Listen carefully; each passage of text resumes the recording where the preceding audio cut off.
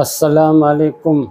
جب موسیٰ علیہ السلام نے اپنی قوم بنی اسرائیل کے لیے پانی مانگا اللہ نے، تو اللہ نے کیا اپنا عصا مارو، تو اس میں سے 12 چشمے پھوٹ پڑے۔ سورہ بقرہ آیت نمبر 60۔ وَإِذِ اسْتَسْقَىٰ مُوسَىٰ لِقَوْمِهِ فَقُلْنَا اضْرِب بِّعَصَاكَ الْحَجَرَ فَانفَجَرَتْ مِنْهُ اثْنَتَا عَشْرَةَ عَيْنًا قَدْ عَلِمَ كُلُّ أُنَاسٍ مَّشْرَبَهُمْ كُلُوا مِن رِّزْقِ اللَّهِ فَلَا تَعْثَوْا فِي الْأَرْضِ مُفْسِدِينَ۔ اللہ تعالیٰ نے کیا تم زمین پہ مارو، اور اس میں 12 چشمے پھوٹ پڑے، اور 12 قبیلے تھے، تو سب نے اپنا اپنا پانی پیا، اور کیا اللہ شکر کرو میرا، اور دنیا میں فساد نہ کرو، اللہ فساد کرنے والوں کو پسند نہیں کرتا، شکر کرو میرا۔